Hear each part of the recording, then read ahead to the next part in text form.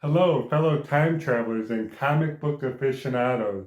I recently had the opportunity to check out a comic book convention in the local area with Fan Expo in Chicagoland.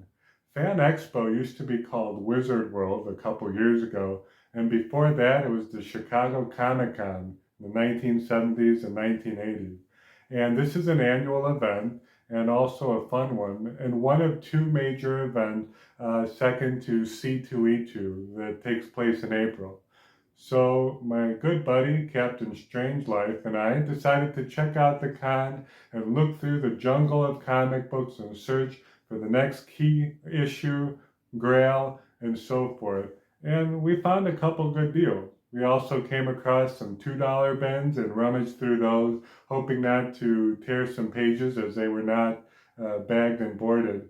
But it was a fun time, a lot of different vendors dealing with Funko Pop, lightsabers, swords of all things, healing stones, and interesting merchandise and collectibles. But there was a pretty good amount of comic book vendors with bronze, silver, and golden age books. And this video is going to be more of a pickup video of primarily golden age comics that I was able to find at a reasonable rate. And I was happy to find them because a lot of them are first issues of series that I don't own. So I'm going to be glad to show you that. The captain and I afterwards, as we were looking at our plunder, the captain gave me this really neat t-shirt right here, Captain Strangelife, none other. And it's like a pirate flag that you would see sailing on top of the boat with a skull and crossbones marking the pirate is near. And it's a pretty neat shirt. I'm going to be sure to wear it. I really like the comics and collectible inscription on the bottom. And I have to thank the captain for this great shirt that I'll be wearing in some videos to come. But that's pretty neat.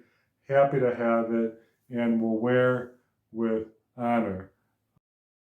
Walking through the vendors, one vendor caught my eye because he had a lot of books from Dell, painted covers, as well as Fiction House, which I typically don't see when walking in convention. And they were rather affordable, from as much as $40 to $50 to upwards of $200 to even in the $1,000 in the wall books. But I was able to pick up Jungle Comics issue 110 with this beautiful cover right here. Right here are the Fire Fangs attacking, and the title is called Raid of the Fire Fang, as we have Camilla atop an elephant thwarting them off. And in the background we have, right over here, we can kind of see him at a distance, is Kaanga, almost like a Tarzan hero, much like it, and a beautiful book to behold. And opening up the pages of Jungle Comics issue 110, it's from February of 1949, so just after World War II. The inside cover opposite the splash page shows 6 comics published by Fiction House, including the very famous sci-fi book Planet Comics, Jungle Comics that we're looking at now, Jumbo Comics featuring Sheena, Wings, Fight, and Ranger Comics. These are just great to see this in-house ad, and also we have Kaanga right there battling the monsters that you see there that are baboon-like. We also see the signature of John Solardo, who did the cover, and the artwork inside. So it's nice to see how the artists portray the panels of each of the action that's going on, including the binoculars for the looking out. The artwork is just a lot of fun. Different stories that include Simba, the King of the Beasts, and that includes the tiger. Also, jungle lore and facts is in the middle. Wambi, Jungle Boy, Camilla, she's in there too. Captain Terry Thunder. So this is just a lot of jungle theme to show, a lot of greenery, a lot of animals, and of course, what kid doesn't like all that action? The colors are amazing for 1949. How they did this much color in this type of print is unparalleled and unreal. So great book, Jungle Comic. The vendor was High Grade Comics, and the name was Robert C. Storms, who helped me. He was also helping another customer purchase an amazing slab copy of Punch Comics number 12, featuring the skull cover that you can see right there. That's one of the priciest Golden Age books out there with Punch Comics, and that cover as well is a popular one for the motif of the skull. And the gentleman and his wife were writing a check for well over $15,000 for this particular book. And I was happy to get this one here for around $50, as you don't really see Jungle Comics on the cheap. So great to work with this vendor, and on to more books. One good Jungle comic deserves another, and this issue right here is Jumbo Comics number 107 from January of 1948. And a shout out to Eric Breen and Comic World. They were able to give me the hookup to sell me this book, and really excited to have it. I don't own many at all of Jumbo Comics, and this is a great cover that I found featuring Sheena.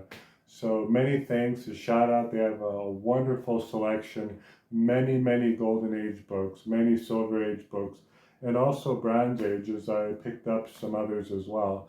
So thank you, and a great book to find in any convention for a good price. And I particularly like date stamps, or when vendors that sell it back in the day used to write how many books they sold, 11 out of 38 copies, and they would sometimes return them back. And just seeing some of the markings on there, kind of a history in the making as well. So happy to have the markings there in this beautiful cover of Sheena and Jumbo Comics.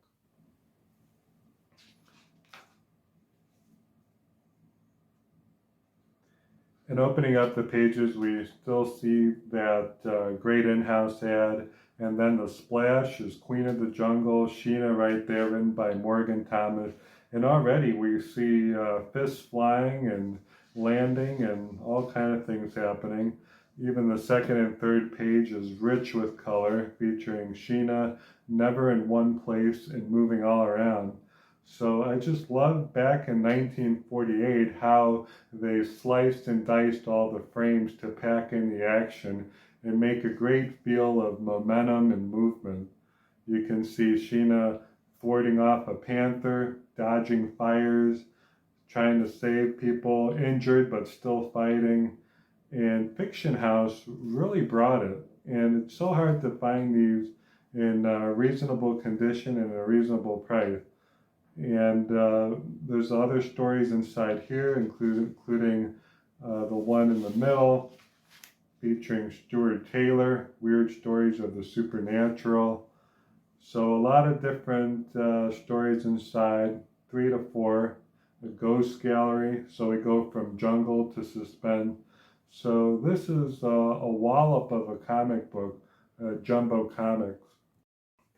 Moving away from the jungle and stepping into syndicated comics, I was able to find a book, Ace Comics, by David McKay Publishing, featuring syndicated cartoons that you would typically find in a newspaper, much like these right here. Katzenjammer Kids are right on the cover, and a bunch of other comics that include The Phantom, Prince Valiant, and much more are inside these pages. This was great in the day. There was also Magic Comic that was featuring Blondie. We have other comics by Harvey, and then this is Ace Comics. So it was pretty neat to see that. On the spinner racks in February of 1944, one would find this issue of Ace Comics, number 83, featuring the Katzenjammer kids. Mischievous kids, you can see here they're sledding on some ice right there and using some old pajamas as a sail to coast along. And this book had a combination of the syndicated comic strips that you'd find in the newspaper and also some serious stories that were more for adventure and detective theme. Opening up right away, we have Lee Falk's The Phantom already in a state of duress and tied up and being interrogated.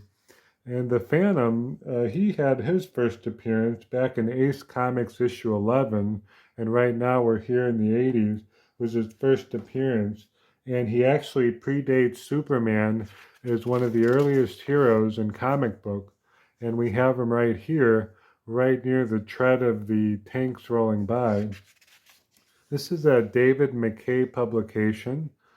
And also David McKay Publications printed Magic Comics and Ace Comics side by side in 140 issues featuring Blondie and other short stories and syndications from 1937 to 1949. Jungle Jim is featured there. And we also have other King Syndicate heroes. This is the cover feature right in here. The Katzenjammer kids. There's kind of a fun, it reminds me of the style of Harrison with Crazy Cat, with that same quick cartoon-like drawing. Tim Tyler, another one. I like the red headings on the top that show the different stories. Teddy and the Sitting Bull. There's another one there. A kid playing in the bathtub with his puppy nearby. So all these are just a couple pages and you're on to the next story. And of course, Chick Young's Blondie featuring Dagwood at the door. And kind of paints the first picture of the American dad in comics.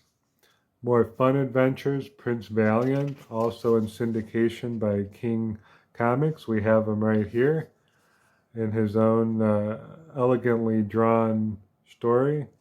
Tilly the Toiler, and much more. So 140 issues of Ace Comics up until 1949 was a fun grab to keep the kids happy. The next comic I found was Target Comic, Volume 7, issue number 5. I have a couple of these already, different issues, but not this one. And was able to see it. I spotted it and I said, hey, this is a no-brainer. I'm going to go after it. And was able to get it for around $8. Of course, the pages are a little bit brittle and tan, but it features some great assortment of comics, including Target and the Targeteers, and a number of different stories and short stories as well. So opening up the pages, let's take a look. Let's pick up this issue of Target Comics from July of 1946. Gracing the cover right here, we have the Chameleon, Pete Stockbridge, an imitator and master of disguise, helping the police over here apprehend criminals in typical mysteries and detective stories. One of many stories in Target Comics, including, aside from the editor's note on the left-hand side, the Cadets featuring Kid Carter. There was also Daniel Flannel, also Bullseye Bill, Target and the Targeteers, which is in the end of the book, and the Chameleon, where we saw from the cover, and much of that gangster detective style artwork and story that we see, even in Detective Comics, from the grittiness of the faces there to the smoking of the cigarettes and other themes inside. We even have some fire and some skulls in there. And just like we saw in Punch Comics number 12 with the skull, it seems to be popular for the gritty adventures of the 1940s. But look at the page layout. I really like it. It's almost like that of Jumbo Comics to some degree and the previous books that we saw. And we have a monster right here. This is actually another adventure hero like Indiana Jones. Going back a couple pages right over here, as we saw, and that's featuring Gary Stark. So just like King Comics had the Phantom, the Target has their own answer to that. So there are a lot of swipes and a lot of kind of copying in the 40s of different characters. The art style also changes from story to story, and the advertisements are still fun to read. And here's the main feature, the Target and the Targeteers.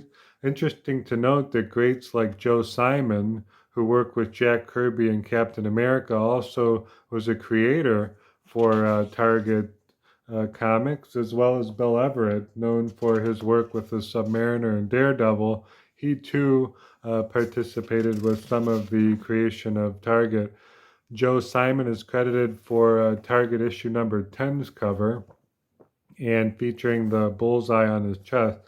And the main grasp of this hero is that he tried to save his brother Bill from going to jail and prison for doing a crime that he didn't do, and ends up losing the battle, and then vows to fight crime with the Targeteers as part of his main mission.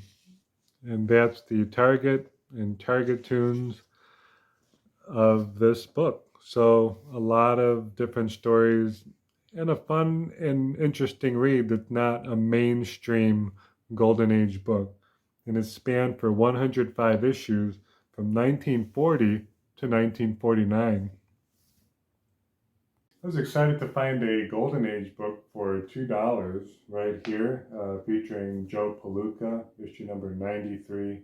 This is around the mid-50s, and even has the Comic Authority stamp right there, right when it was bigger, right as it was being made more public, so that parents would buy these books. It's a Harvey comic, and it was in pretty bad shape. The cover was partially torn off. I did put some mending tape on it, but the inside does feature a lot of fun with boxing action, matches, even a boxing match in the rain. Joe Palooka even fought some big names that they actually included their real names inside here. So Joe Palooka, not to be confused with Bazooka Gum, but there are some fun advertisements in there too for toys and other things as well, including this doll, which I think is kind of scary. But this is a Harvey comic. That's the back cover. $2, 1953, Joe Palooka. I couldn't pass up another book for $6, and that's Walt Disney Comics and Stories. It's a Christmas cover with Huey, Dewey, and Louie making stockings for Christmas. A lot of fun. Usually Carl Barks' artwork is inside these pages, and it's just fun to see Donald Duck right there. Bewilders as usual. And a lot of great colors in these here with the 4-color printing method. Really neat and just very festive to read and look through. 52 pages of comics, that's a lot. 52 pages and a neat cover right there for an advertisement in this ongoing series right there. In wrapping up the pickups, I was able to find some UFO books. I always like sci-fi and the UFO, one of my favorite genres, and The Outer Limits, published by Dell. I was able to get these 3 books for roughly $2 to $3 a piece, including this one right there with a fun cover right there. There's a lot of action, and then this one here, more of a helicopter and people along what looks like to be like an Aztec civilization. It's an ancient world on the bottom. I love the red and black contrast, really fun cover. Usually Jack Sparling artwork, and here an Amazon creature lurking over a roller coaster on a beach. So talk about disrupting the boardwalk right there with this book here. Most of these were written by Joe Gill and Jack Sparling with the artwork. So Outer Limits, happy to pick these up. Some fun stories, nothing too spectacular, but nonetheless some good 1960s fun. And who doesn't like a little bit of House of Mystery? I got into it looking at the Louis Dominguez covers, but this is even before that. I was able to get 4 books for $4 a piece, and they're in low grade condition, but this is issue 139 right there with a fun ancient civilization kind of cover with that stone creature and jewels on there. The other book here is House of Mystery with a face swiping device, kind of freaky and scary. And that issue here is 136. The other issue is 134. Love this cover, one of the more favorite ones of the pickups, with Not to Open That Door. It's a monster in a jail cell right there from May of 1963. And also this one here with another monster, issue 130. So these are in the 130 run, and I was able to pick them up and bag them, board them. They were loose, just to add a little bit more to the House of Mystery mid-run collection. The last few pickups that I made were Bronze Age, more Copper Age books, and that includes the Canadian Heroes of Alpha Flight. I was able to get it for $5. G.I. Joe, half price, $9. The captain and I were running out of cash and kind of scrambling to see how we can muster up a deal and kind of bundle things together, and we were able to make off with this. I thank the captain for helping me with this one. And also Jack Kirby. I've been reading a lot about Jack Kirby, his biography with Astonishing Tales, a book written by Ronan, which is very interesting.